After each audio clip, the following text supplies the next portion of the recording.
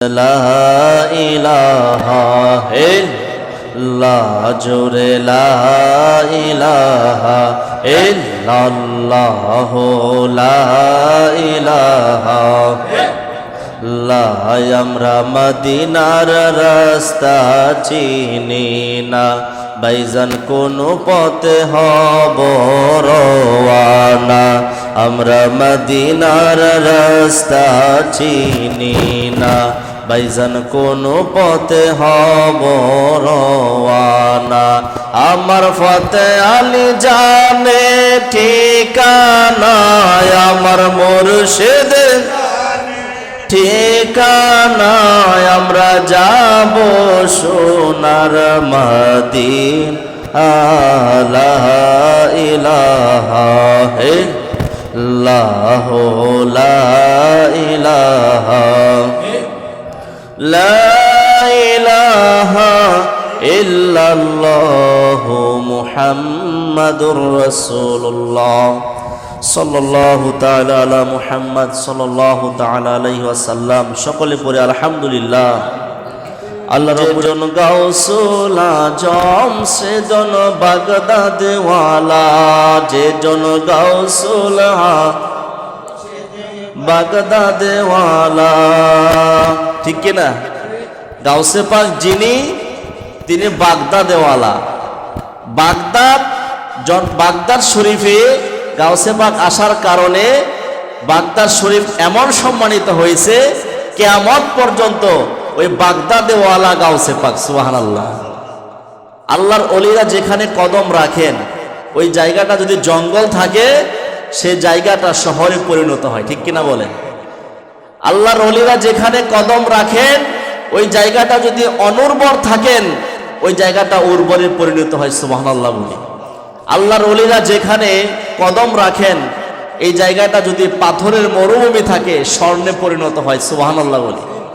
আমার ভাইরা, বন্ধুরা, বাবাজিরা, আমরা আজকে আলোচনার মধ্যে শুনেছিলাম কুল্লু নাফসিন যায়িকাতুল মাউত।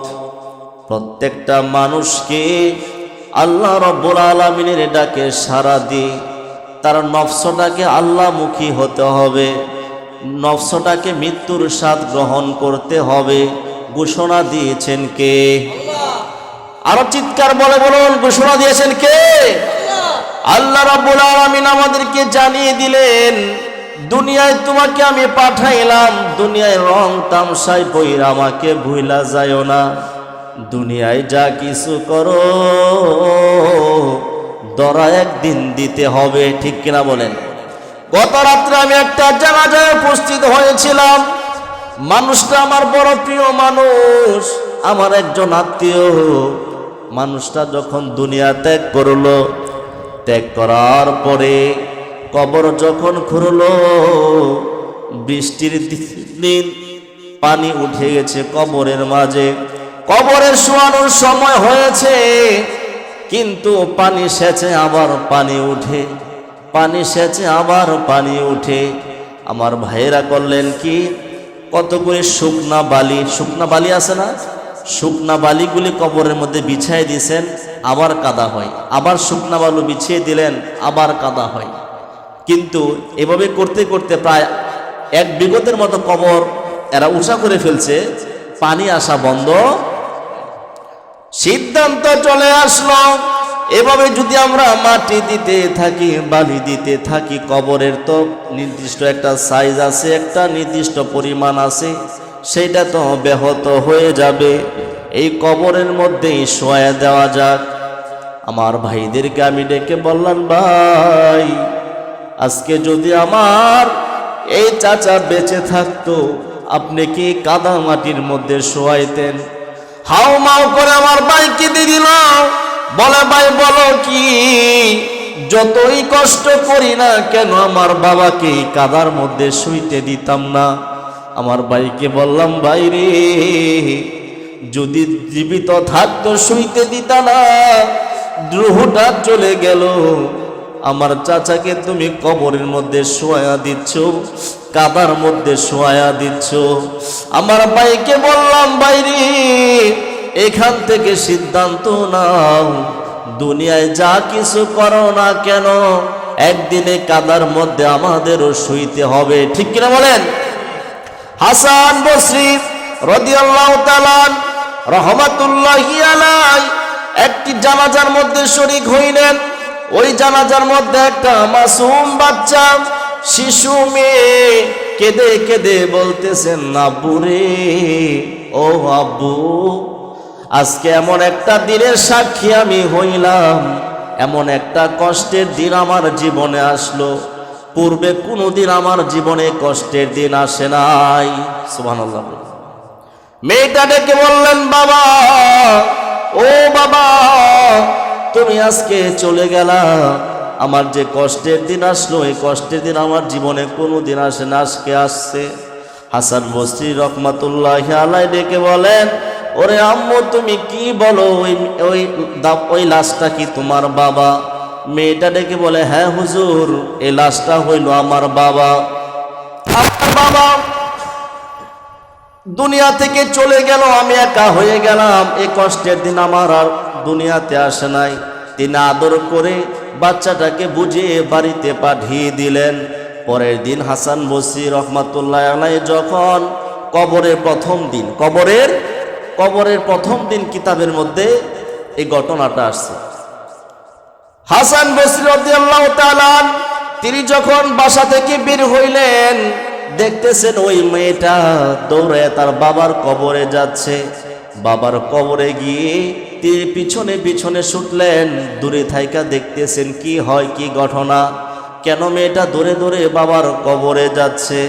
আমার ভাইরা, বন্ধুরা, বাবাজিরা, মেয়েটা কবরের কাছে গিয়ে তার গালটা কবরের মধ্যে লাগায়া কবরবাসী তার বাবাকে ডাইকা বললেন, আব্বু রে, ও আব্বু, গতকাল আমার সময় আমি তোমার ঘরের মধ্যে বাতি জ্বালায়া দিছি, আজকে তোমার এই অন্ধকার কবরে তোমাকে কে বাতি জ্বালায়া দিবে? সুবহানাল্লাহ। আমার ভাইরা, বন্ধুরা, বাবাজিরা, মেয়েটা ডাইকা বলে, আব্বু, গতকালের সময় আমি তোমাকে চাদর বিছায়া দিছি, আজকে কবরে তোমাকে কে চাদর বিছায়া দিবে? গতকাল আমি তোমাকে নাস্তা খাওয়াইছি, কবরে আজকে তোমাকে কে নাস্তা খাওয়াবে? আমার আব্বু, কলিজার আব্বু, গতকালের সময় আমি তোমার পা টিপে দিয়েছি, হাত টিপে দিয়েছি, আজকে কবরের মধ্যে কে তোমার খেদমত করবে? গতকাল আমি তোমার মেয়ে, তুমি ডাক দেওয়ার সাথে সাথে তোমার কি প্রয়োজন আমি তোমার কাছে চলে এসেছি, আজকে তুমি কাকে তলব করবারে আব্বু? আমি মেয়ে, দুঃখী মেয়ের জানতে বড় মনে চাই। সুবহানাল্লাহ। আল্লাহর ওলি হাসান বসরি রহমাতুল্লাহ আলাইহি দূরে থেকে বিষয়গুলি দেখে কাছে গেলেন। কাছে গিয়ে মেয়েকে বললেন, জড়ায়া দইরা মেয়েকে বললেন, ওরে আমার কন্যা, ও আমার মেয়ে, তোমার বাবাকে যে প্রশ্নগুলি করেছো এই প্রশ্নগুলি তুমি উদ্ধ করো, এই প্রশ্নগুলি তোমার বাবাকে কইরো না, তোমার বাবাকে আমি যেভাবে শিখায়া দিই তুমি সেইভাবে প্রশ্ন করো। তোমার বাবাকে প্রশ্ন করবা, আব্বু, গতকাল যে মানুষেরা তোমাকে কবরের মধ্যে তোমার মাথাটা, তোমার মুখটা পশ্চিম দিক ফিরায়া, কোন দিক ফিরায়া?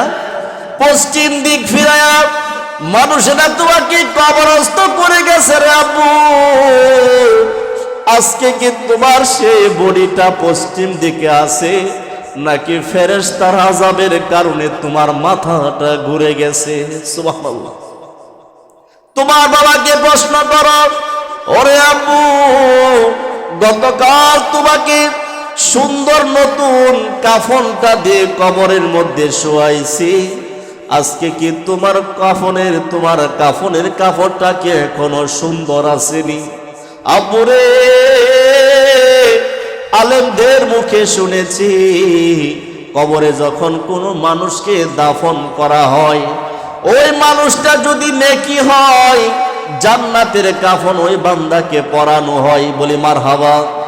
আর যদি ওই বান্দাটা দুজকি হয়, তার আমল যদি ভালো না হয় তাকে জাহান্নামের কাফন পরানো হয়, আগুনের কাফন পরানো হয়। বলি নাউজুবিল্লাহ।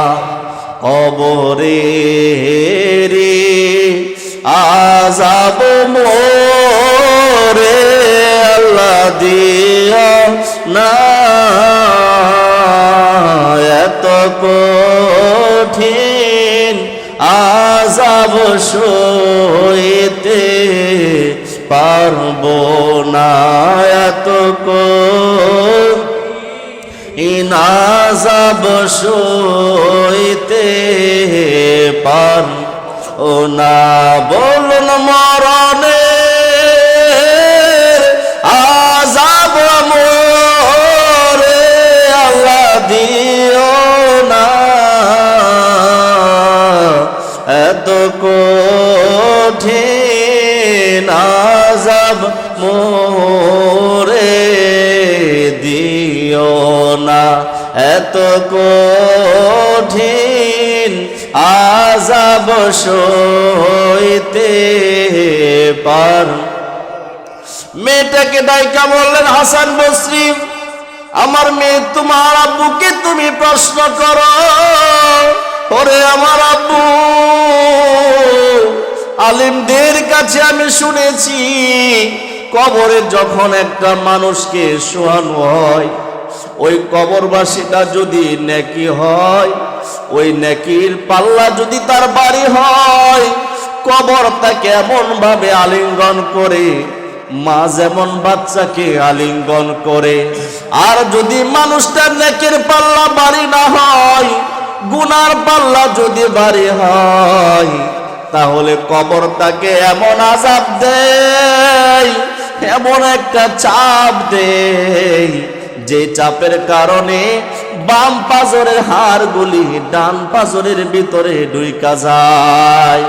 আব্বুরে, তুমি কোন দলের মধ্যে আছো আমার জানতে বড় মনে চাই। মেয়েটা ডাইকা বলে, আব্বুরে, কবরের মধ্যে তোমাকে শোয়ানো হয়েছে, জানি না কোন ফেরেশতার হাতে তুমি গ্রেফতার হয়েছো, ইমানের পরীক্ষায় তুমি পাশ করেছো নাকি ফেল করেছো, আমার বড় জানতে মনে চায়। হাসান বসরি রাদিয়াল্লাহু তাআলা আনহুর কথা শুনে মেয়েটা হাউমাউ করে কান্না শুরু করেছেন। ও গো আল্লাহর ওলি, ও গো আল্লাহর বন্ধু, আমি তো ছোট্ট মানুষ না বুঝে আমার বাবাকে উল্টা পাল্টা প্রশ্ন করেছি, আমার বাবাকে আমি কষ্ট দিতে চাই নাই। আপনি যেভাবে শিক্ষা দিয়েছেন, এই শিক্ষাগুলি যদি দুনিয়ার মানুষের কাছে আমি পৌঁছাইতে পারি, আমার মন বলে মানুষগুলি দুনিয়া থেকে ভালো হয়ে কবর দেশের মধ্যে যাইবেন। বলি মারহাবা।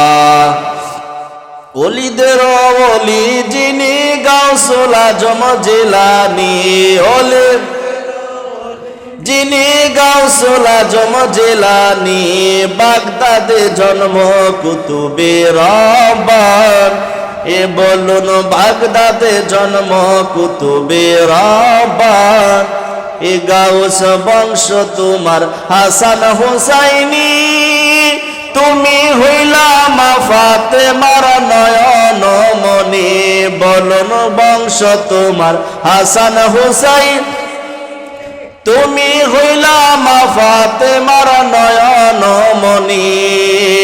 একবার দিদার দেখাও তুমি ওগো গাউসে সামদানি, একবার দিদার ওগো গাউসে সামদানি।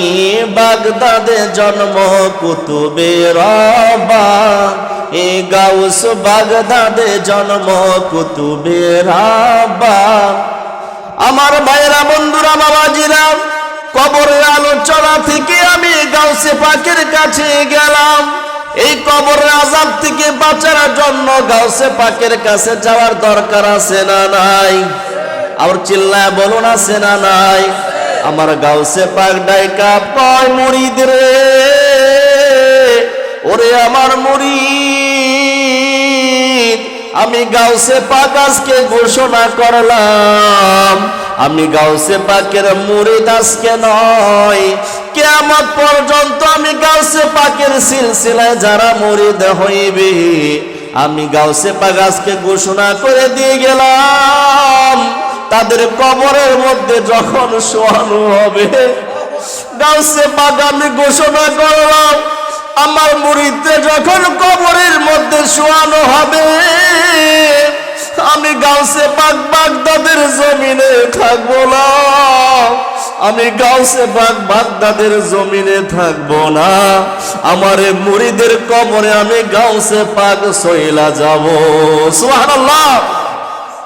আমার ভাইরা, বন্ধুরা, বাবাজিরা, গাউসে পাক বলেন, আমার মুরিদ যদি কবরের মধ্যে কোনো সওয়াল জবাবের মধ্যে আটকায়া যায়, আমি গাউসে পাক ওই মুরিদের সওয়াল জবাব বলি দিয়া দেব। সুবহানাল্লাহ। আমার গাউসে পাক বলেন, আমার মুরিদ যদি কবরের মধ্যে ভয় পায়, আমি গাউসে পাক তাকে তার ভয় কাটায়া দেব। সুবহানাল্লাহ। উনি হইল গাউসে পাক। এই গাউসে পাকের তরিকা, গাউসে পাকের শান বলার দরকার আছে না নাই? আমার গাউসে পাক বলেন, মুরিদ আমার, লা খাউফুন, তোমাদের ভয় নাই। আমি গাউসে পাকের তরিকা যদি আটকায়া ধরতে পারো, আমি গাউসে পাকের যদি খাঁটি মুরিদ হইতে পারো, আমি গাউসে পাকের যদি অরিজিনাল মুরিদ হইতে পারো, আমি গাউসে পাকের তরিকার যদি, আমি গাউসে পাকের তরিকার আমলগুলি যদি করতে পারো রে মুরিদ, আমি কথা দিলাম, আমার কথা মতো তোমরা আমল করবা, আর কবরের মধ্যে আমি গাউসে পাক তোমাদেরকে সওয়াল জবাবগুলি সহজ করে, আমি গাউসে পাক উপস্থিত হয়ে তোমাদেরকে আমি কবরের পরীক্ষায় পাশ করায়া জান্নাতের বিছানার মধ্যে শোয়া আমি গাউসে পাক সেখান থেকে বিদায় নেব। বলি সুবহানাল্লাহ। সে গাউসে পাকের তরিকা আসা দরকার আছে না নাই? এই খানকা শরীফ গাউসে পাকের আমল যেভাবে করে, চিশতিয়া তরিকার আমল সেভাবে করে। মোট কথা একটা আমলি দরবার, মোট কথা একটা আমলি দরবার। এমন আমলি দরবারে আসলে দিল পরিবর্তন হয়। আমি গত পরশুদিনে কিতাব পড়াইতে গিয়ে ছাত্রদেরকে দেখলাম, হাদিস শরীফের মধ্যে আসছেন, কোনো মানুষের যদি আমলের মধ্যে ত্রুটি হয়, তার যদি আমল করতে মনে না চায় এবং তার যদি কোনো আমলে ভালো না লাগে, আমল যদি তার কাছে মজা না লাগে, তাহলে কোনো এক আল্লাহর ওলির সহবতে চলে যাবে। সুবহানাল্লাহ। আল্লাহর ওলির সহবতে গেলে কি হবে? আল্লাহর ওলির কাছে যাইবা, আল্লাহর ওলিকে দেখলেই তোমার দিল পরিবর্তন হয়ে যাবে। সুবহানাল্লাহ। আর আল্লাহর ওলি তো তাকেই বলা হয় যাকে দেখলে আল্লাহর কথা মনে হয়। সুবহানাল্লাহ। স্পষ্ট কিতাবের মধ্যে আসছে, আল্লাহর ওলিদের সহবতে যদি কোনো বান্দা এক মুহূর্ত বসে, কয় মুহূর্ত? এক মুহূর্ত যদি কোনো আল্লাহর ওলির দরবারে বসে, ওই বান্দার আমল নামায় শত বছরের কবুলিয়াত আমলের চাইতেও অধিক বেশি সওয়াব হয়। সুবহানাল্লাহ বলি। আর ওই বসাটা যদি গাউসে পাকের সিলসিলায় যারা গাউসে পাকে অনুসরণ করে তাদের সাথে হয়, তাহলে কি হবে? আল্লাহ রাব্বুল আলামিন আমাদেরকে বুঝে শুনে আমল করা এবং গাউসে পাকের তরিকা, গাউসে পাকের সম্মান, গাউসে পাকের আদর্শ, গাউসে পাকের দেখানো আমল আমরা যেন দুনিয়া থেকে করে হুজুর কেবলাদের দোয়া নিয়ে আমরা যেন দুনিয়া থেকে বিদায় হতে পারি। আল্লাহ যেন আমাদেরকে তৌফিক দান করে। আল্লাহ যেন আমাদেরকে সকলকে হুজুর কেবলাদের উসিলায়, গাউসে পাকের সিলসিলার উসিলায়, চিশতিয়া তরিকার সিলসিলার উসিলায়, নকশবন্দিয়া সিলসিলার উসিলায়, যত হকপন্থী সিলসিলা আছে সমস্ত হকপন্থী সিলসিলাদের উসিলায় যেন আমাদেরকেও সালেহিনদের কাতারে শামিল করে। বলি আমিন। আরো জোরে বলে আমিন। ও আখিরি দাওয়ানা আনিল হামদুলিল্লাহ। আমার অগুছাড়া আলোচনা এখানে শেষ করলাম।